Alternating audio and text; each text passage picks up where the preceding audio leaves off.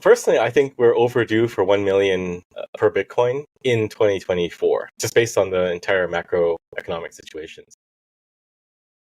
So my guess is 2024, 1 million. That's the outlook. So the Omega candle is the next step after the God candle. So we've been talking about a God candle of 10K green on the daily for some time now. An Omega candle is 100K green on the daily. So when Bitcoin goes up 100K or 0.1 M.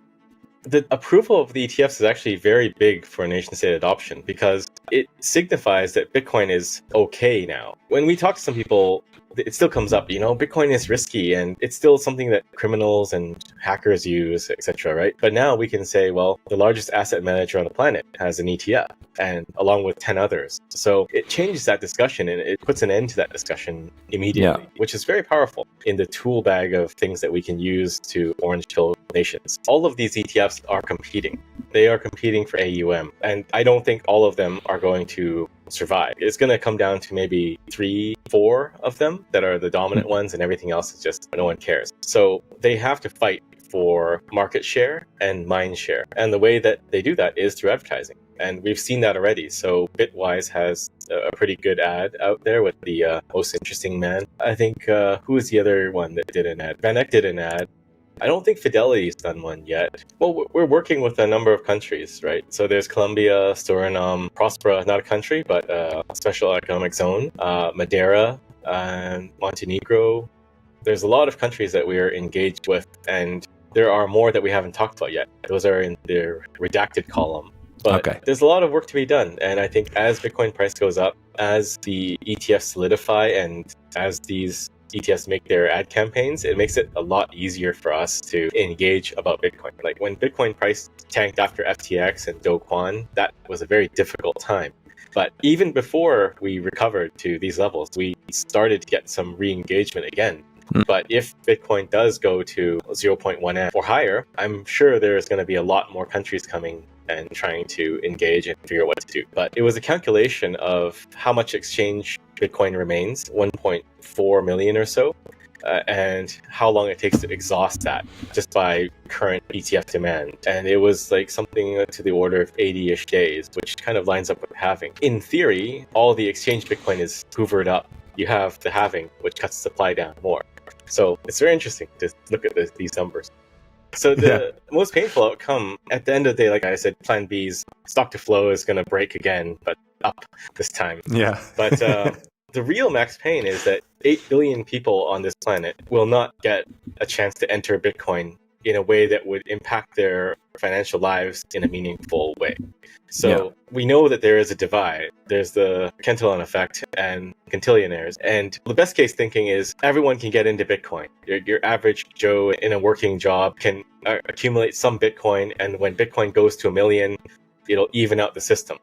But the ideal case is that Bitcoin can unify and even out the playing field because we all have a little bit of Bitcoin, and then Bitcoin goes up to 1 million. We're balanced out with the people that have control of fiat money. So the worst case scenario is that doesn't happen. They just inject a ton of capital, convert their fiat into Bitcoin, and beat everyone else. They front run 8 billion people, and it's status quo. The billionaires that control the world still control the world, but now they have Bitcoin, and everyone else is still trying to get by with a few sats. But the new administration, when they start, they can do things. But when it's time for election, they need to give free stuff to people again. They need to get the people happy and get the vote, right? And they will sacrifice the future for that. So that means renewed QE. It has to happen. Also, the debt is ballooning, right? The interest payments to service the debt in the US are getting to hundreds of billions of dollars. And they just went up from 34 to 35 trillion in debt. And if you know how compound interest works, you know that is going to spiral out of control because it compounds, right? It's exponential. Compound interest is exponential. So they can keep that up and get more debt, or they can lower interest and print money to service the debt, because that's the only way to deal with that. They have to print money from somewhere because it's not going to come from GDP. There's just too much that has been printed and spent already. So QE is inevitable as we go into QT, quantitative tightening, or quantitative hardening, QH for Bitcoin. QH. Well, I did say we can get to 1 million, 1M BTC in days to weeks after the ETFs are launched. So I did put a hard cap on that. I said 7 weeks because 8 would be getting into months territory. So we'll see what happens. Okay. But these predictions are for fun. And I think some people are angry about the predictions because they don't understand yet that you can't really predict what Bitcoin does. Bitcoin will always do its own thing. And a lot of us that are having fun throwing these numbers out, we already understand that and we know that. I think the disconnect is that some people think you can predict it, that you can do TA and you can analyze where it's going to go, and that we are irresponsible for saying things like 1 million or 1.5 or 2.